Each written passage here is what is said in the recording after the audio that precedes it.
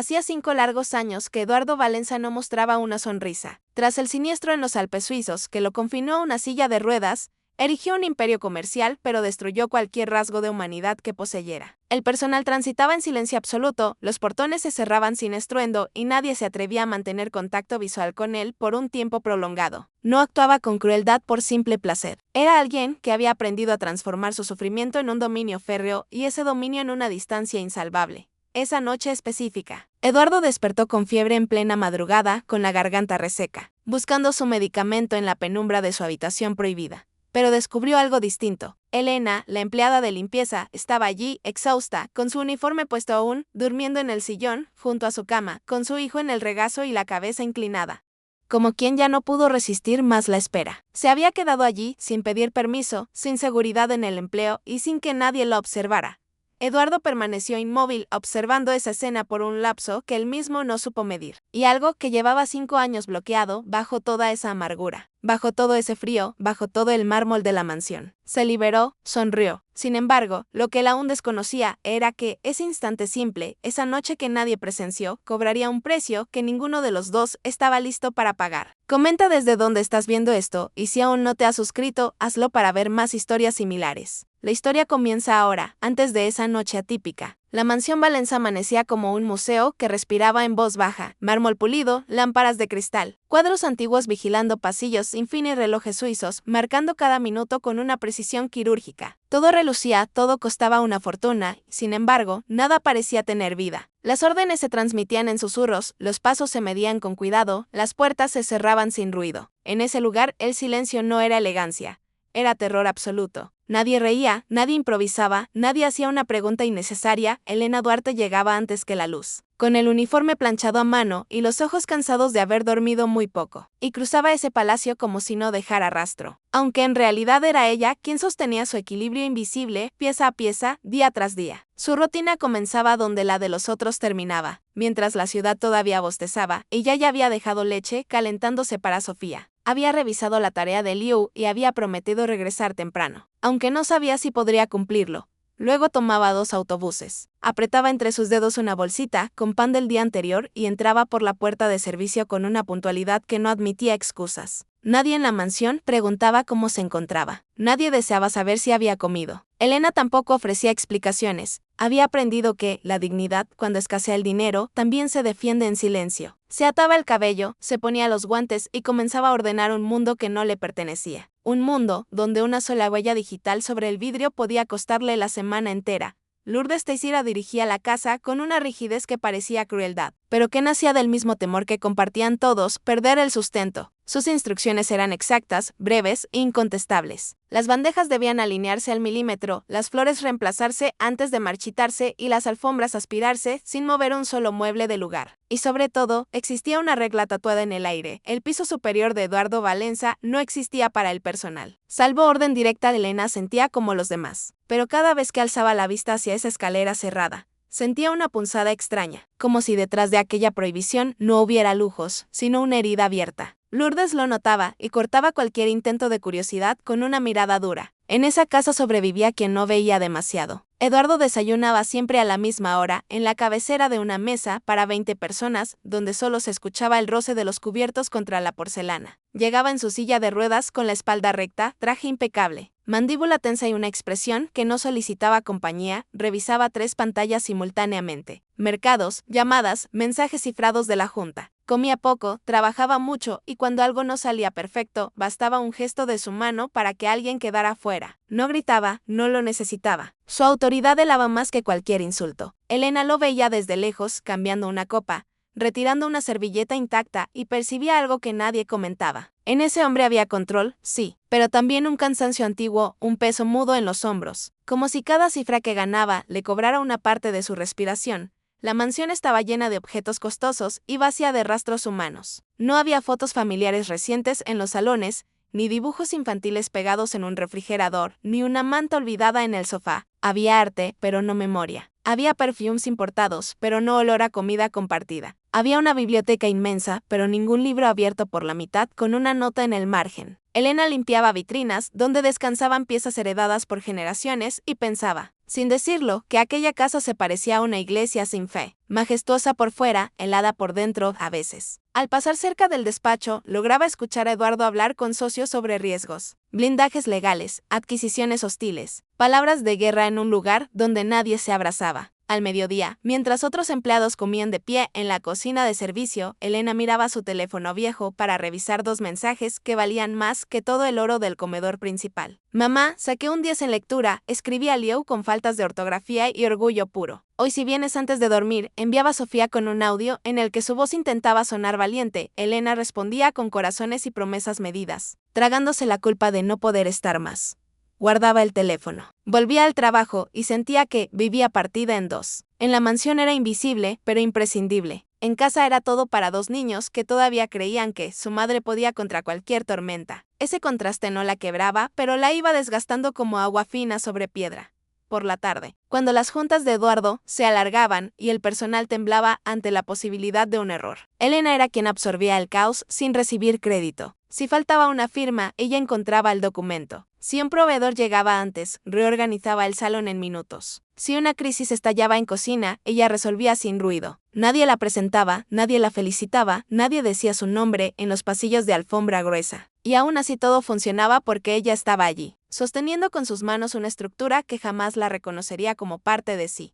En esos días previos al quiebre, la casa parecía inquebrantable, pero Elena percibía pequeñas grietas, una orden repetida 3 veces. Una puerta cerrada con demasiada prisa. La tensión en el rostro de Lourdes cada vez que sonaba el teléfono de la oficina central. Al caer la noche, cuando por fin salía por la reja de servicio y el aire de la calle le devolvía algo de verdad, Elena miraba una última vez la fachada iluminada de la mansión. Desde afuera parecía un castillo invulnerable, una promesa de estabilidad que ella nunca tendría. Desde adentro era otra cosa. Una máquina de obediencia montada sobre la soledad de un hombre que no sabía pedir ayuda y el miedo de quienes dependían de él. Elena no podía explicarlo con palabras elegantes, pero lo sentía en el cuerpo. Ese orden perfecto estaba sostenido por hilos demasiado tensos. Bastaba un solo tirón para que todo se viniera abajo. Y aunque todavía no lo sabía, ese tirón estaba más cerca de lo que cualquiera en esa casa podía imaginar. La primera mañana después de la tormenta, Elena llegó a la mansión con los ojos rojos y la voz cansada, pero con una decisión que no le cabía en el pecho. No podía dejar solos a Liu y Sofía otra vez. La vecina, que solía cuidarlos, había salido de urgencia y el dinero no alcanzaba para otra opción. Entraron por la puerta de servicio, apretando sus mochilas como si fueran escudos, mirando aquel palacio en silencio, intimidados por los candelabros, por el mármol, por la idea de que allí todo podía romperse con un dedo mal puesto. Elena les habló bajito con esa firmeza dulce que solo usan las madres cuando también están asustadas. Se quedan cerca de mí, no corren, no tocan nada. Los niños asintieron, pero Sofía no soltó su mano ni un segundo.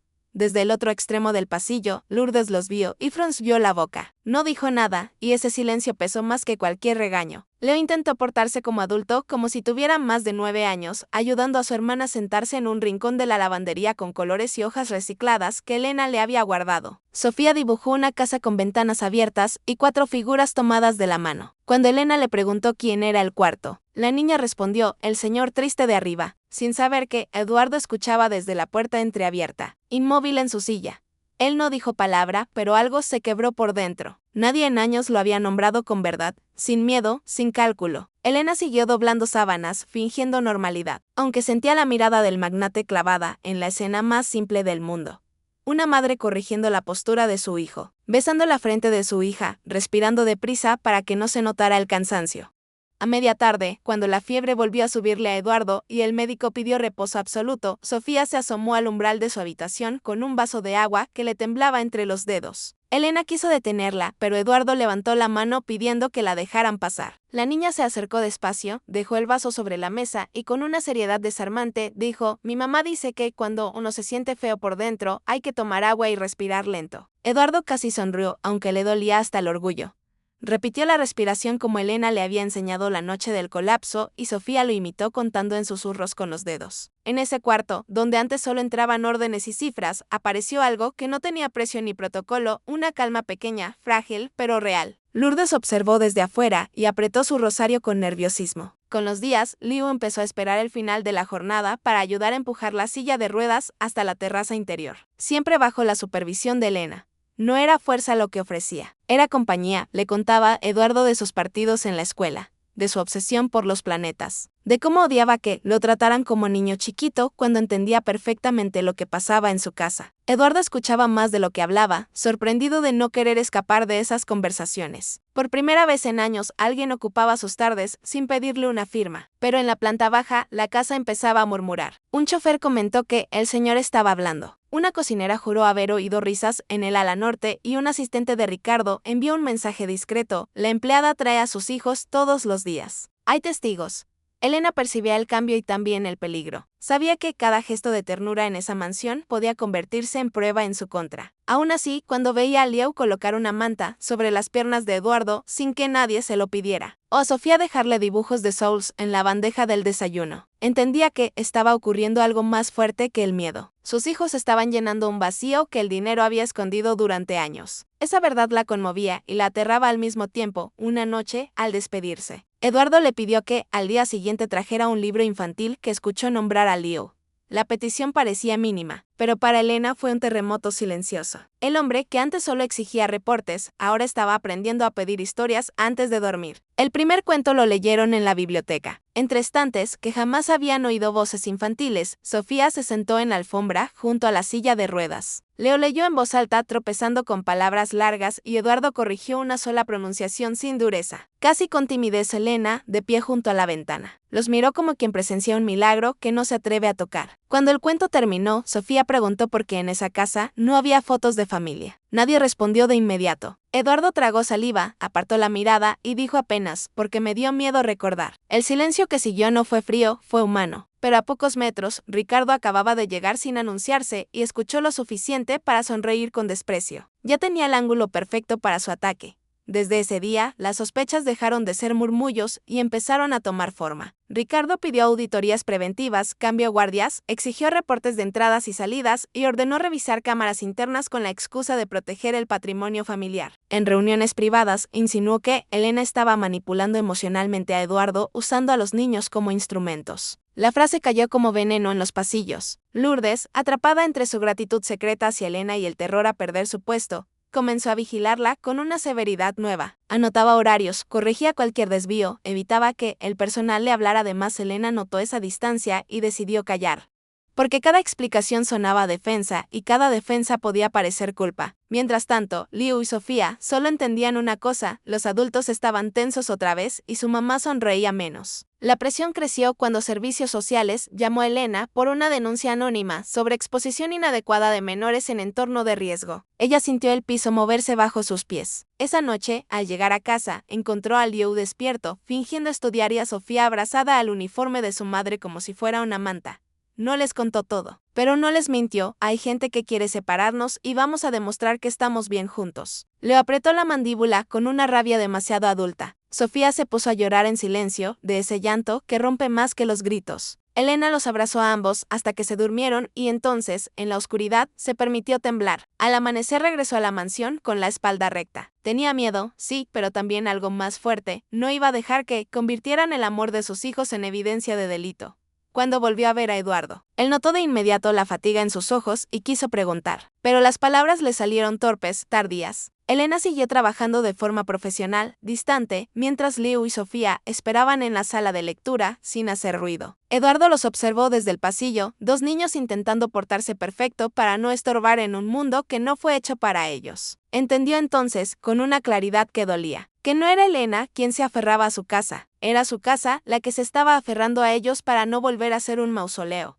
Y también comprendió el precio de esa verdad. Cuanto más auténtico era el vínculo, más feroz sería el ataque de quienes solo entendían el poder como propiedad. Afuera empezaba otra tormenta, y esta vez nadie podía fingir que no la veía venir. La lluvia volvió antes del anochecer, y con ella llegó Ricardo, seco bajo su paraguas negro, como si la tormenta obedeciera a su allende. No fue al cuarto de Eduardo, ni preguntó por su salud. Fue directo al despacho de administración, pidió registros de cámaras, horarios del personal y los reportes médicos de las últimas semanas. Habló en voz baja, pero dejó frases diseñadas para ser escuchadas: necesitamos proteger la empresa de influencias emocionales. La estabilidad del señor Valenza está comprometida. Hay menores circulando sin autorización. Cada palabra cayó como un sello oficial sobre la culpa de otros. Elena lo vio pasar desde el pasillo con una bandeja en las manos y sintió lo mismo que la noche del colapso: No miedo al grito, miedo al cálculo. Ricardo no venía a discutir la verdad, venía a construir una versión donde la verdad no importara, y en esa versión ella y sus hijos ya estaban marcados.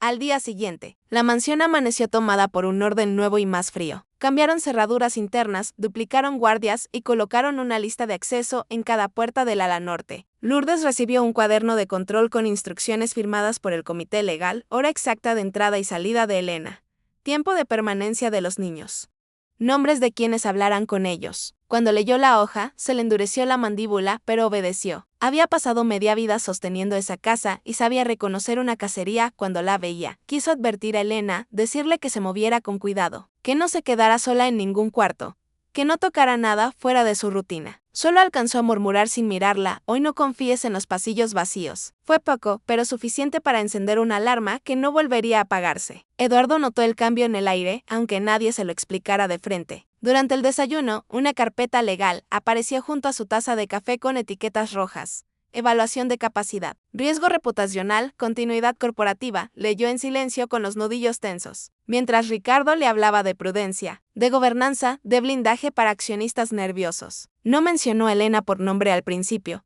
la llamó factor externo. Eduardo lo dejó hablar porque su orgullo aún le dictaba que un Valenza no admite confusión delante de terceros. Pero cuando oyó apego impropio y dependencia inducida, levantó la vista con una dureza antigua. Quiso defender lo que estaba cambiando en su casa, pero eligió una salida cobarde. No aprobó el ataque, tampoco lo detuvo. Esa omisión, elegante y limpia en papel, fue la primera grieta real entre él y la verdad que ya sentía. Esa tarde, Leo llevó un libro de planetas para mostrarle a Eduardo una página marcada con cinta azul. No alcanzó a abrirlo. Un guardia nuevo se interpuso y dijo, sin rudeza pero sin humanidad, que los niños debían permanecer únicamente en la sala de servicio hasta nuevo aviso. Sofía no entendió la frase, entendió el gesto. Se pegó a la pierna de su madre y preguntó en voz demasiado alta por qué ahora los trataban como si hicieran daño. Varios empleados bajaron la mirada. Elena se agachó, le acomodó el cabello detrás de la oreja y respondió que a veces los adultos se asustan cuando algo bueno cambia demasiado rápido.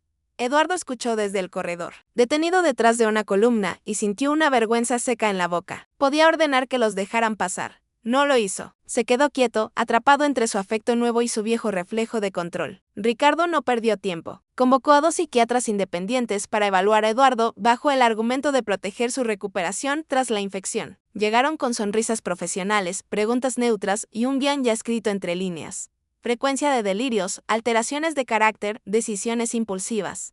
Dependencia afectiva de personal no calificado. Eduardo respondió con precisión quirúrgica, por cada respuesta era reinterpretada como síntoma si no encajaba en la hipótesis inicial. Cuando pidió que Elena estuviera presente durante parte de la entrevista, anotaron resistencia a límites clínicos. Cuando rechazó sedación adicional, anotaron conducta oposicionista. Él comprendió la trampa demasiado tarde. No importaba su lucidez, importaba la narrativa que otros podían vender sobre su FRAG y la idea al salir. Odo los médicos estrechó la mano de Ricardo con una familiaridad que no correspondía a una primera reunión. Mientras tanto, la ofensiva bio de los despachos a los cajones. Una joya antigua de la familia, en broche de esmeraldas que solo se exhibía en cenas oficiales, desaparece de la calle fuerte secundaria y el rumor corrió antes que cualquier denuncia formal. Nadie acusó de inmediato, pero las preguntas empezaron siempre en la misma dirección. ¿Quién limpió el tocador? ¿Quién tuvo acceso al vestidor? ¿Quién estuvo sola en el ala oeste? El nombre de Elena apareció en remolos, luego en listas, luego en una llamada de rutina al departamento jurídico. Lourdes presenció la escena desde la puerta, inmóvil, recordando cuántas carreras habían terminado así. Primero sospecha, después aislamiento, al final expulsión.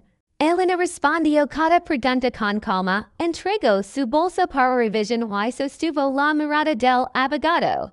Salió con las manos heladas y la certeza de que el siguiente golpe no sería administrativo, sería personal. El golpe llegó al amanecer cuando tocaron la puerta de su apartamento con una insistencia metálica. Las funcionarias de servicios sociales se identificaron con credentials y una denuncia anónima por exposición de menores ambiente laboral hostil y posible conducta manipuladora de la madre. Leo se puso de pie frente a Sofía como un escudo pequeño y tembloroso. Elena invitó a pasar. Mostró cuadernos, vacunas, horarios, comida en la cocina, camas tendidas, dibujos en la pared. Todo lo que podía probar que, pese a las casas, Ali había cuidado real dat las funcionarias no fueron crueles, pero tampoco cálidas. Tomaron notas, hicieron preguntas separadas, fiaron una segunda visita y dieron una advertencia sobre seguimiento activo. Cuando la puerta se cerró, Sofía rompió en lento mudo. Elena la abrazó con fuerza mientras Leo preguntaba sin infancia en la voz si alguien quería quitarles la casa también. En la mansión, Eduardo recibió la noticia por un comentario mal oculto entre asistentes. La empleada estaba revisión por custodiar. Sintió en la gaza de rabia y culpabilidad que le subió por el pecho. Pero lo disfrazó con frialdad frente a Ricardo. Le exigió un informe completo y Ricardo se lo entregó con eficacia. Impecable, como se esperar y esa reacción. Había tablas, fechas, testimonios, seleccionados, fotos de pasillos donde los niños aparecen cansados, recortes de cámaras sin contexto. Todo era técnicamente legal, moralmente sucio. Eduardo quiso romper la carpeta, llamar a Elena, detener al operativo. En cambio, hizo una pregunta que lo traicionó. ¿Qué dirán los accionistas si esto escala?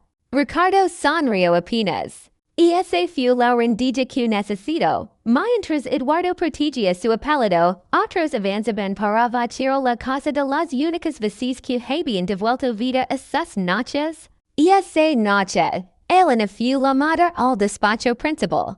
La esperaban Ricardo, un abogado externo, y Lourdes de Pigento a la puerta, pálida. Sobre la mesa había un documento breve y consecuencias largas. Suspensión inmediata. Investigación por hurto interno y recomendación de restricción temporal de contacto entre sus hijos y el entorno Valencia.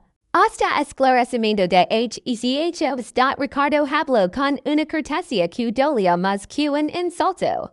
Dijo que podían evitar daños irreversibles si Elena firmaba una declaración aceptando errores de criterio y renunciando voluntariamente. Ella leyó cada línea dos veces. No discutió, no logró, no elevó la voz. Preguntó una sola cosa, si es papel garantizaba que nadie tocaría la custodia de Leo y Sofía. El abogado desvió la mirada. Elena dejó la pluma en la mesa. Entendió que no buscaban resolver, buscaban quebrarla. Cuando salió del despacho, encontró a Eduardo esperándole en el pasillo, solo, sin escoltas, con la expresión de quien liga tarde su propia verdad. Él quiso hablar primero de procedimientos, de tiempos, de abogados, pero las palabras así le enredaron en un argulo que todavía no soltaba el mando. Elena lo miró directo, agitado y firme. Le dijo que no necesitaba promesas elegantes. Necesitaba una decisión. Permitir que la distrayeran para salvar su imagen o arriesgar su poder para defender lo que sabía que era cierto. Eduardo vio los huyos en segundo y en segundo se vio a sí mismo a los 10 ecos. Inmóvil tras el accidente, jurando que nunca más dependería de nadie. Al alzar la mirada, no respondió. El silencio volvió más peligroso que cualquier grito, porque no era miedo de empleados, era indecisión del hombre que debía actuar.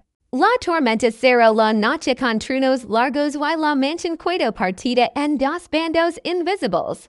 En la planta alta, Ricardo enviaba correos a socios internacionales proponiendo una junta extraordinaria para declarar incapacidad temporal de Eduardo. En la planta baja, Elena guardaba en una bolsa los dibujos de Sofía. El libro de planetas de Leo y una muda de ropa por si no la dejaban volver al día siguiente. Lords des la coquina, risaba en silencio mientras poraba cámaras de vapor en vidrio que no dejaba de empañarse. Y en su cuarto, Eduardo abrió la carpeta legal una vez más y encontró entre anexos una fecha salada para la audiencia de custodia acelerada, 48 horas. El cerco ya no era rumor, era reloj, era ley. Era una puerta cerrándose sobre tres vidas, justo cuando él, por fin, empezaba a entender cuánto le costaría no abrir la manona de la audiencia amaneció con un cielo de plomo y la mansión oliendo a papel salado, café frío y miedo viejo. En el despacho principal ya estaban sentados los abogados externos y dos socios con cara de neutralidad ensayada. Lords de Pigento a la pared y Ricardo en la cabecera lateral impecable, como si fuera dueño del resultado antes de que empezara la reunión. Sobre la mesa, al centro, esperaba una carpeta delgada con una pluma encima, confesión de error de criterio, renuncia voluntaria, aceptación de suspensión de contacto con el entorno Valenza, en letras limpias, sin una sola palabra brutal. Estaba escrita la ruina de Elena. Ella entró con el uniforme sencillo, las manos firmes y el corazón golpeando al pecho como si quisiera salir corriendo por ella. No hallo, solo miró el documento. Luego esos hijos sentados al fondo y entendió que esa firma no compraba seguridad, compraba silencio. Ricardo habló primero, suave, casi paternal. Repitiendo que nadie decida perjudicar una madre trabajadora, que todo podía resolverse con discreción, que la empresa protegería su transición con una pequeña compensación económica, cada frase venía envuelta en criterio y veneno. Si firmaba, no la denunciarían de inmediato por el broche desaparecido. Si firmaba, tal vez servicios social vería cooperación. Si firmaba quizá conservaría una salida digna. Elena escuchó sin interrumpir, pero por dentro recordaba noches enteras contando monedas para la leche, el temblor de Sofía al oír la palabra custodia, la rabia muda de Leo fingiendo no tener miedo. También recordó el cuerpo de Eduardo en el piso, la fiebre, el aire que no entraba y la verdad desnuda de aquel instante. En esa casa casi todos eligieron protegerse, ella no. Y ahora le pedían que traicionara exactamente eso. Cuando la pluma quedó frente a su mano, Lords dio un paso mínimo, casi imperceptible, como queriendo sostenerla sin tocarla.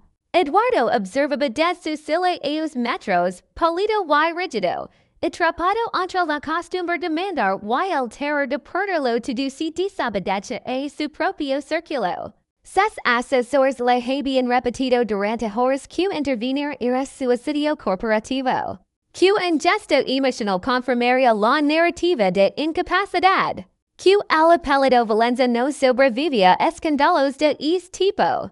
Él sabía esas reglas mejor que nadie. También sabía otra cosa más incómoda. Elena estaba sola en el centro del cuarto porque él había permitido que la enviaran hasta allí. Ella lo miró una vez sin explicar. Sin reproche, solo con una pregunta silenciosa que pesaba más que cualquier argumento legal. ¿Vas a mirar otra vez o vas a actuar? Elena tomó la pluma, la destapó, la apoyó sobre el papel y la dejó caer. El sonido fue pequeño, pero en ese despacho sonó como un disparo. No voy a firmar una mentira, dijo con voz clara, sin elevarla. No robo, no manipulo nadie y no voy a entregar mi dignidad para que ustedes se cubran entre ustedes. El abogado intentó interrumpirla con tecnicismos. Ricardo sonrió con desprecio y habló de consecuencias penales, de medidas cautelares, de reportes a servicios social. Elena giró hacia donde estaban Leo y Sofía, respiró hondo para no quebrarse y volvió a mirar la mesa. Si quieren destruirme, háganlo de frente, pero no voy a incinerar a mis hijos que el miedo vil más que la verdad. En ese segundo se cruzó al punto sin retorno. Y no paliba por el empleo, paliba por quien serían sus hijos cuando recordaran la reacción fue inmediata y cruel. En sociopidio que constara en acta su conducta hostil. El abogado anunció que recomendaría separar preventivamente a los niños del proceso por entorno de alta conflictividad. Sofía así levantó llorando y corrió hacia su madre. Leo la siguió apretando los puños con una furia que no le cabía en sus nuevecos. Dos guardias dudaron esperando instrucción. Ricardo dio la orden con un gesto seco, que retiraron a los menores y continuaron sin interrupciones. Elena abrazó a sus hijos como quien protege una llama en medio del viento. No los toquen, dio, ahora sí temblando, no de debilidad, de limite. El cuarto se volvió una trampa de relojes, formas y jerarquías. Todos miraron Eduardo por primera vez no bastaba el protocolo. Hacía falta una decisión que podía costar el imperio, reputación y control. Eduardo sintió el viejo reflejo sobre por la espalda, calcular, sobrevivir. Fue el mecanismo que lo había mantenido en pie desde las 16, desde el accidente. Desde el día en que juró que sentir era una desventaja estratégica, vio a Ricardo esperando su silencio. A los socios midiendo riesgo, el abogado listo para convertir cualquier vacilación en diagnóstico. Luego vio a Leo frente a su madre como un escudo absurdo y valiente. Y a Sofía escondiendo la cara en el delantal de Elena. Exactamente como él se había escondido de niña detrás del saco de su padre antes de aprender a no pedir nada. Algo se dio adentro, no con épica, con dolor. Golpeó la mesa con la palma y su voz salió espera definitiva. Nadie toca esos niños. Se suspende este procedimiento ahora. Fue la primera orden de su vida que no defendía su padre. Defendía alguien más, Ricardo intentó recuperar el control. Acusándolo de actuar bajo influencia emocional y recordando la junta extraordinaria y convocada para revisar su capacidad. Eduardo lo dejó terminar y habló mirando a todos, no solo él, reconoció que había dudado. Que había fallado en proteger a quien le salvó la vida y que no volvería a esconderse detrás de abogados para justificar cobardía. Revocó la suspensión de Elena en el acto. Exigió abrir una investigación independiente sobre la joya y prohibió cualquier contacto del equipo legal con servicios sociales sin su autorización firmada. Los socios protestaron. O amenazó con retirarse del consejo. Eduardo asintió como quien por fin acepta el precio real de la verdad. Si defender una inocente me cuesta parte de la empresa, ¿qué me cuesta, dio? Lo que no voy a perder otra vez es lo único humano que cuidaba en esta casa. El despacho quedó en silencio, pero ya no era el silencio de siempre, era el instante exacto en que una estructura empieza a quebrarse por dentro. Elena seguía abrazando a Leo y Sofía con lágrimas contenidas y la respiración desordenada, sabiendo que todavía no habían ganado nada definitivo. Pero que acababan de impedir su derrota moral Lords cerró los ojos en segundo. Como si acabar de soltarse un nudo que levaba ecos en la garganta. Ricardo guardó sus papeles con una calma ensayada. Aunque en su mirada ya había calculado de retirada y rabia de cazador descubierto. Afuera volvió a tronar y esta vez nadie confundió el ruido con clima. Era el sonido de un sistema perdiendo obediencia. Elena había arriesgado trabajo, no ver y custodiar por decir la verdad en voz alta. Eduardo por fin había elegido cuidarse de su lado. La guerrilla era abierta la tormenta seguía golpeando los vitrales cuando Eduardo ordenó que nadie saliera del despacho. El era olía tinta, a ropa mojada y algo más espeso. El miedo de todos a lo que podía pasar en los próximos minutos. Elena tenía a Sofía abrazada contra el pecho y a Leo pegado a su costado. Rigido como en adulto pequego. Ricardo, de pigento a la mesa, retomo la palabra con voz limpia, insistiendo en que la reunión debía continuar sin interferencias emocionales. Dio que la negativa de alienate firmer confirmaba su perfil conflictivo. Y por el bien de la compañía convenía jaqueterda. Inmediato la denuncia formal dat cada phrase buscaba impugnare. Eduardo de vuelta a su vieja armadura. Durante ecos esa estrategia siempre funcionó. Esta vez, sin embargo, Eduardo no veía documentos. Veía a dos niños temblando como el tembló a los 16 al día en que aprendió a esconder el dolor detrás del control. Ricardo abrió una carpeta nueva y deslizó fotografías impresas sobre la mesa, capturas de pasillos, horarios alterados, imágenes recortadas de Leo y Sofía en zonas restringidas. Todo ordenado para parecer una verdad inapelable. Esto no es una cosa, es un riesgo operativo. Dio clavando los ojos en los SOCIAs. Eduardo tomó una de las fotos y notó lo que nadie más miró. Sofía tenía la muñeca vendada y en así estaba cargando un vaso de agua hacia su habitación la tarde de la fiebre. Otra imagen mostraba a Leo empleando su silla con una concentración que no era manipulación, era cuidado. Ricardo seguía hablando de blindage legal y reputación, pero cada palabra así deshecha frente a esas pruebas involuntarias de humanidad. El problema no era que los niños estuvieran allí. El problema era que habían vuelto visible la soledad que él había convertido en sistema. Sofía levantó la cara del delante de su madre y con la voz quebrada preguntó algo que partió la sala en dos. ¿Por qué quieren castigarla por ayudarte a respirar? Nadie respondió de inmediato. Un abogado intentó intervenir, pero la niña siguió. Ahora mirando Eduardo como si solo existieran a los dos. Te estabas en el piso. Mamá te habló bonito cuando todos tenían miedo.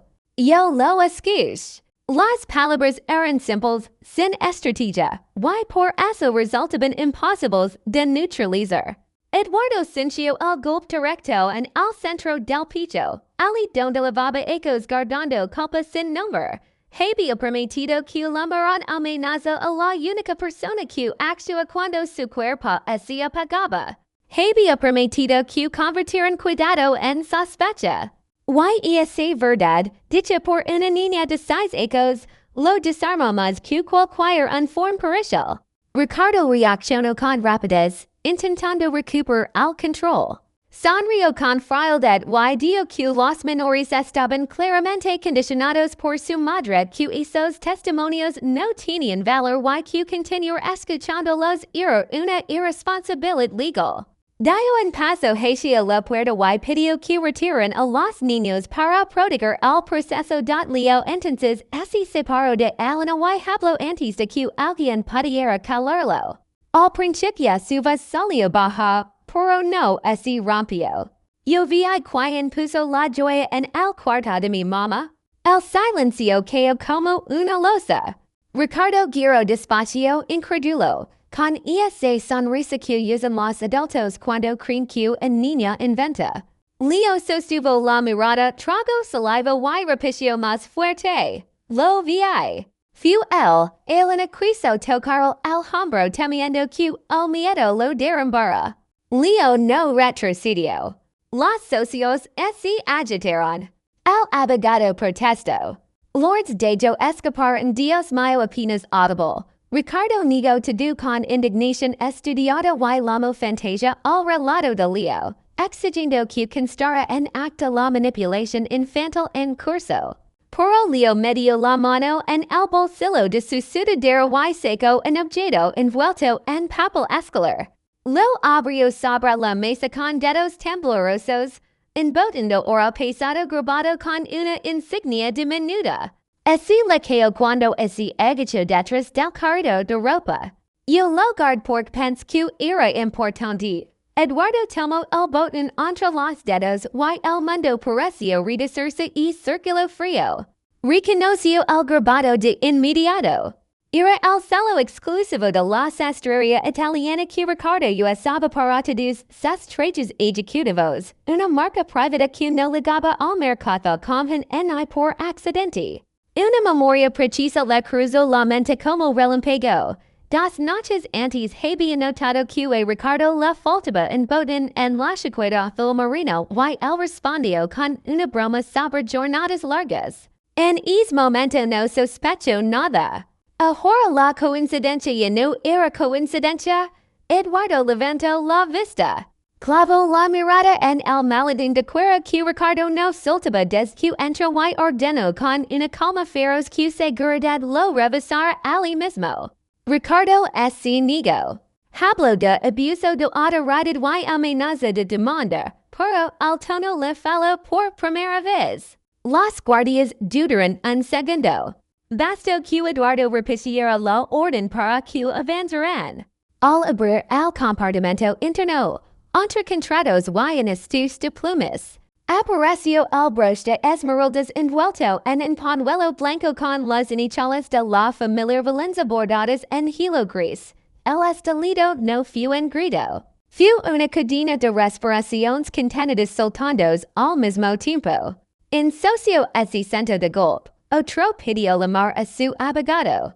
Lords se levó la mano al pecho y Elena cerró los ojos como quien por fin suelta un peso que la estaba quebrando por dentro. Ricardo intentó hablar de montaje, de conspiración, de violación de custodia probatoria, pero ya nadie lo escuchaba con la obediencia de antes. Eduardo lo miró sin odio con algo peor para un hombre como Ricardo. Lucidez total. Entendió que la traición externa era grave, sí. Pero más grave había sido su propia negación, su necesidad de control. Su cobardía disfrazada de prudencia casi destruyó a Elena, casi separó a dos niños de su madre. Casi entregó la verdad y cambió de estabilidad. Y casi le quemó la garganta como fiebre tardía. Eduardo pidió que retiren a Ricardo del despacho y que se notificara al Consejo y la Fiscalía con cadena de custodia completa. Cuando la puerta se cerró detrás del socio, la sala quedó extrañamente desnuda, como si se hubiera ido también al miedo que mandó durante ecos. Eduardo giró su silla hacia Elena, luego hacia Leo y Sofía y por primera vez no habló como dueño, habló como hombre. Dio que les faló cuando más debió protegerlos, que su silencio casi hizo irreparable una injusticia y que no había excusa corporativa capaz de limpiar eso. Leo bailó la guardia recién entonces. Sofía se acercó en paso, todavía con lágrimas en la cara, y preguntó si ahora iban a dejar de perseguir a su mamá. Eduardo asintió con una seriedad absoluta. Desde este momento, nadie vuelve a tocarla. Elena no respondió de inmediato. Acarició el cabello de Sofía, apretó la mano de Leo y sostuvo la mirada de Eduardo hasta asegurarse de que no era una promesa de crisis, sino una decisión consciente. Afuera seguía lloviendo, por dentro del despacho algo había cambiado de forma irreversible. La verdad no vino de los poderosos, vino de los niños y, justo por eso, fue imposible enterrarla otra vez. Eduardo sintió caer una por una las defensas que había construido desde el accidente, la frialdad, la sospecha, el mandato de no depender de nadie. Frente a él estaba la realidad completa, sin maquillaje legal. Elena lo salvó. Él la puso en riesgo y fueron Leo y Sofía quienes le devolvieron el courage que había perdido. En esa noche, en esa casa. Su negación murió y por primera vez en muchos ecos empezó a respirarse esconder al amanecer la tormenta por fin se retiró de la mansión Valenza y por primera vez en ecos el silencio no sonó amenaza. Eduardo pidió que reunieran al personal completo en el salón principal, al mismo donde antes solo se escuchaban órdenes frías y pasos contenidos. Allí, frente a cocineros, chauffeurs, jardineros, guardias y asistentes, Tomo la carpeta de suspensión de Elena, la abrió despacio y rompió cada hoja con las manos temblorosas. No hubo discurso elegante, hubo verdad. Admitió que permitió una injusticia. Que sumido al escándalo casi destruyó a quien le salvó la vida y que esa duda no se pagaba con dinero. Luego miró a Elena de pigento alio y Sofía y le pidió perdón sin rodeos. Con la vez espera de quien por fin dejó de esconderse. Nadie aplaudió al principio. Muchos huyeron en silencio por entendieron que no estaban viendo una escena de poder, sino al inicio de una reparación real. Ricardo salió de la compañía esa misma mañana, escoltado por procedimientos legales que no pudo manipular.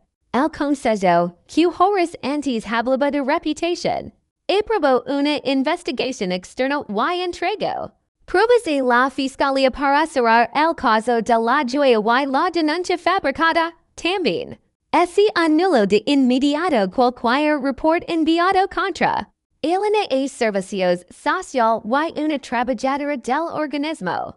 Al revisar el expediente completo, dejo asentado algo simple y contundente. No había negligencia, había persecución.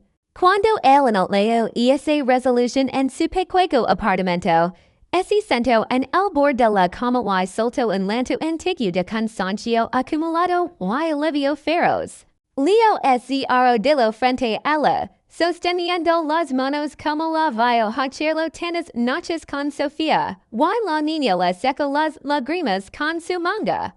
Nadie habló de victoria. Hablaron de descanso. Por primera vez en mucho tiempo pudieron respirar sin esperar que tocaran la puerta para quitarse algo de la transformación de la mansión luego en un gesto simbólico.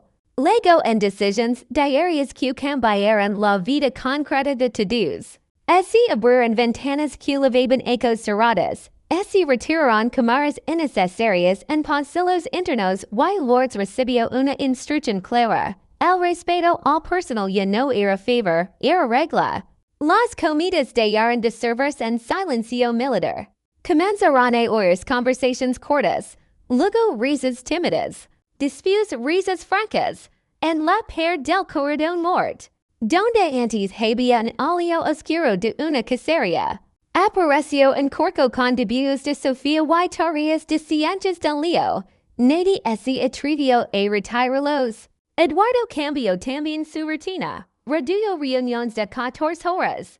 Delegó con transparencia y empezó a ver al jardín al final de la tarde, no para revisar reports, sino para escacar a Leo hablar de planetas y dejar que Sofía le enseñara a contar nubes como si fueran secretos. Elena regresó a su trabajo, pero no al mismo lugar que había dejado. Ya no fue tratada como sombra útil, sino como pieza central de confianza en una casa que estaba reaprendiendo a hacer hogar. Eduardo le ofreció encargo administrativo con salario justo, horarios compatibles con la escuela de los niños y cobertura médica completa. Ella aceptó con una condición. No quería privilegios. Quería reglas dignas para todos. La condición se cumplió. Se regularizaron contratos. Se pagaron horas extras atrasadas y se creó un fondo de emergencia para empleados con hijos. Lourdes, que durante ecos había sobrevivido endureciendo el corazón, fue quien entregó los primeros documentos firmados con manos húmedas de emoción. Una tarde, en la cocina de servicio, se acercó a Elena sin su rigidez habitual y le dio apenas gracias por no oír cuando era más fácil oír. Elena no respondió con heroísmo. Respondió con verdad, mi quid porque mis hijos estaban mirando. Eduardo sabía que pedir perdón era solo al inicio, así que convirtió su culpa en estructura. Reentregó parte del patrimonio. Valenza hacía dos fundaciones permanentes, una para rehabilitación infantil de bajo costo y otra para apoyo legal y psicológico a madres en riesgo de perder la custodia por abuso institucional. No lo anunció con gala en prensa selecta. Lo presentó primero al personal y después a las familias beneficiarias. Escuchando historias que antes llamas habría permitido entrar en su agenda. En la inauguración del primer centro.